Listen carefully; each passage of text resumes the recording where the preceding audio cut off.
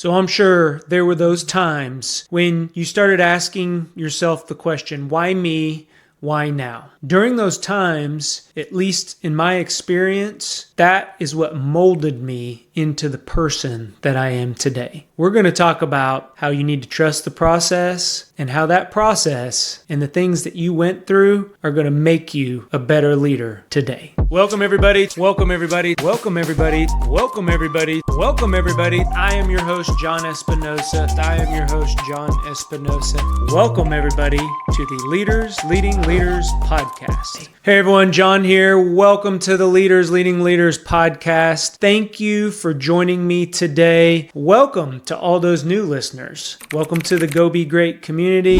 Thank you for the continued listeners that show up episode at episode to listen, spend your time with me, and hopefully everybody takes away one thing that they can implement, because when leaders get better, that allows us to help others get to where they are going. I've been in the leadership business for 15 plus years, mentoring and coaching leaders, developing training for leaders, and walking right beside you, the leader, and I'm sharing some of my experiences through this podcast. So this season, we're going to focus on leadership hacks. And whether you are someone thinking about getting into a leadership position, you're in a new leadership position, or maybe you've been in a leadership position and things may not be going very well, or maybe you do have a rock star team and your culture is excelling. For me, there's always room for improvement. So this concept of leadership hacks came about. I got a lot of questions around, hey John, what would you tell a leader starting day one? Whether that's right into a new leadership position, or maybe you're changing from one organization to another organization, or you're even changing levels. So maybe you're going from a frontline leadership, frontline manager job to maybe a middle manager position or senior management position. I tell folks the first 90 days are probably your most crucial time period whenever you do step into a new position. A lot of that time for me is spent listening, learning the organization, learning the team, what makes them tick, strengths and weaknesses, those types of things. So what better way to talk about that through this season called Leadership Hacks? And today's topic is going to center around trusting the process. So many of us got into leadership because it was a flashy thing. Maybe it was for the notoriety. Maybe you had good intentions that you could make a difference, and it didn't quite go that way. And maybe it still isn't going that way. Eventually, I promise you, stick with it, trust the process, and you will get to where you want to go. But turning that ship sometimes takes a while. We're not driving speedboats here, leaders. We are driving the big tankers that haul cargo over. And to turn that ship sometimes can seem very slow, takes a lot of time, and can test your patience. So when I say trust the process, I look back, and I'm talking about even far back in my high school or college, young college age, and there were things that occurred. I was a young parent. I became a parent of 2 young children at the age of 20. I was still going to school. It was hard. Like, I was working full-time, going to school full-time, and had 2 children under the age of 2.5. So you can imagine, for those new parents out there, no sleep. Even when I had time to sleep in between jobs and work, it was tough and it was a grind, and every single day was a struggle. I mean, it really was, to get up and go do the things that were necessary just to put food on the table, put a roof over our kids' heads, my family's heads. And my wife and I, we work very hard. She's a hard worker. I'm a hard worker. We came from a family of hard workers. So that's what we did. We put our head down and we just worked. And we missed out on a lot of things in our kids' lives because our heads were down and we were working. Well, now we had a 16-year-old in the house. my wife and I have a little more time freedom, and we're on the other side of that. So we get to experience a little bit more. But if we hadn't have gone through that process of grinding day in, day out, I wouldn't appreciate what I have today. It's very similar to, you've heard the story of when my wife and I, she was a waitress, I was a cook. We cleaned the restaurant every day, every evening when the restaurant closed down, and we were the cleaning staff. That's what paid the mortgage. We left on a Sunday and we showed up that next Monday, and there was a sign on the door that said closed. That was it. That was 100% of our income came from that restaurant. It was gone in a blink of an eye. I still get that pit in my stomach when I talk about it, because it was everything. That was our whole entire income. I hadn't learned to diversify income at that point in my life, but guess what? Now I do. Now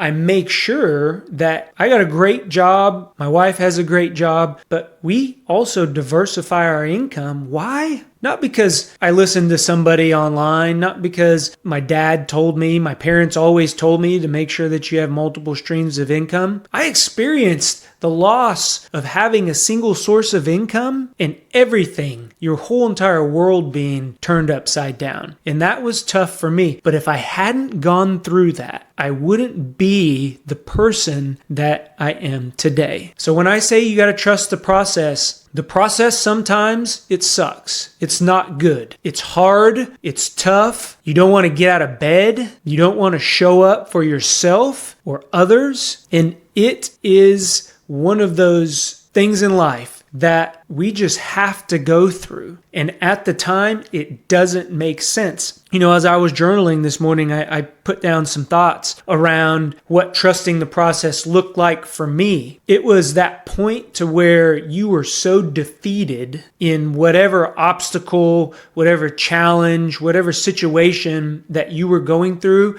at that time, that you didn't know how you were going to make it. I didn't know how I was going to put food on the table. I didn't even know how to apply for aid, to get aid, because I had never been there. But that defeat characterized who I've become. It encourages me whenever I get uncomfortable with a new task, a podcast. I take on a new position. I throw myself out there. I'm always trying to challenge myself, because I've learned through trusting the process that growth happens whenever you're uncomfortable. As little kids, again, going back to parenting, our kids had growing pains. Why? Because they were growing. They were stretching. They were becoming an adult, growing into their full frame, growing into their body. It's no different in life. And that's the process. We all have to go through that. And here is the big thing that I've always prided myself. My parents were big on this. We didn't have a lot growing up, but we had everything that we needed. I didn't quite, at that time, if I look back, I didn't quite see the struggle. And my mom and dad never put that on us. They divorced at an early age. My mom always worked. My dad worked full time, went to school himself, put himself through school when he had kids. So for me, it was just life. If something was thrown at you, yeah, you may take a day, you may take 2 days and felt sorry for yourself, but then you picked yourself up and you figured it out. And whatever options that you chose, maybe that first option didn't work, but you always had some backup options. So that hurt, that pain created who I am today. And I will tell you, leaders that I have worked with that are successful time and time again fail fast. Failure is an option. What we do after that is what defines the leaders. There is a small incremental difference between good leaders and great leaders. And failure and how people deal with failure is in that incremental chain. It defines the good and the great. There's a level of pain also,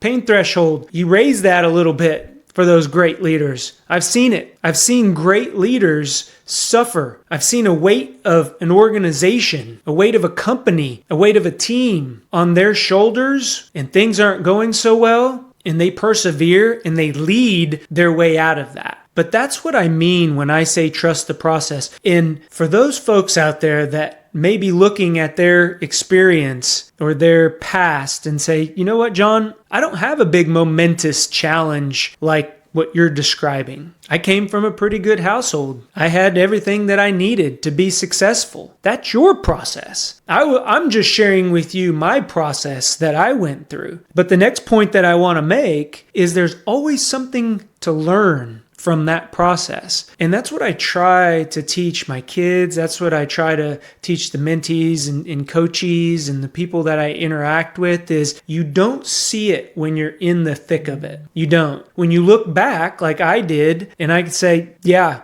I see where that helped me overcome the next challenge. But when you're in it, everything, you're consumed by it. So when you have somebody, and as leaders, whenever we are leading others to get to where they're going, that's a process. That's where we dig deep. That's where we ask questions. We become curious. When folks come to us with challenges, when our team has that big project, and maybe it's not meeting the milestones, maybe it's not on track. When you are trying individually, trying to reach a goal, maybe it's a financial goal, maybe it's a personal goal, a weight loss goal, a recruitment goal, and you're not meeting the mark, trust the process. What's the lesson there? The definition of insanity is to continue to do the same thing over and over again that's not working. That's part of the process. So where are you adapting in that process? What are you changing to make sure that the process itself is evolving? And out of every pain, out of every failure, out of every defeat, there is a lesson. And only you know what that lesson is. Your lesson, we could go through the same exact situation. There was a whole team that worked at the restaurant, and each one of them was impacted by that sign on the door. But each one of them took a different lesson away from that situation. I can promise you. And today, they may look back on that differently than I do. So don't compare yourself to others that may have gone through a similar situation. That's another takeaway from this. When we get into that comparison mode as leaders, that's where we start having those conflicting kind of thought stacking. Well, we went through the same thing and they're more successful than I am, or they're farther ahead than I am. Don't do that. That's not a leadership hack. The hack here is to trust the process that you went through and the lessons that you took away. So what do I know now? What do I know looking back at, the struggles I've been through, the processes that I've went through? What do I know? One is to be present. Number one on the list, what I have taken away from those situations is to be present. So when I'm going through one of those challenging times,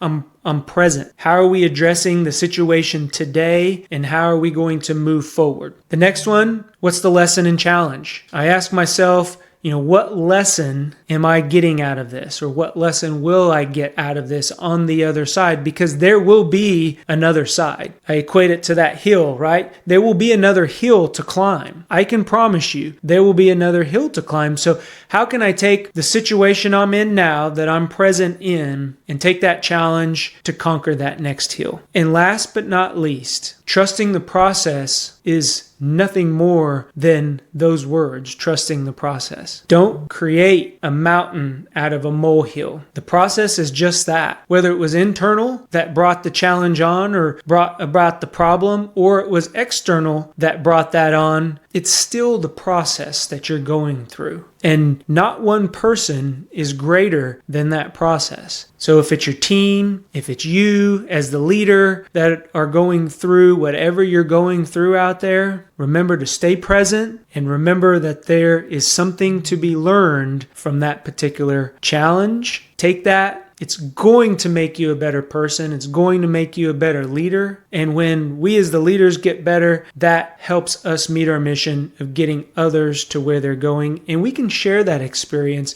That's that intuition that we can share with them to help maybe smooth that, whatever they're going through, that process out. But we gotta put our trust in that process. And if you do that, I promise you, that's not only going to help you, but it's going to help your team. So I hope you enjoy this season that we're going to talk about leadership hacks. We got plenty of comments that have come in, plenty of questions to come in. So I got a lot of different topics. If you like what you're hearing, I'd appreciate you click on that subscribe button. If you like this episode, click on give me a thumbs up. That's going to let me know whether you want more of this kind of content or whether I need to change my process, right? Whether we need to change the topics or maybe go a different direction, because I'm always learning. Be a consistent learner, and it's only going to make you better. And when we're the best versions of ourselves, that's when we can really overflow and pour into others. I hope this helps somebody today. Go be great. We'll talk to everyone later. Bye.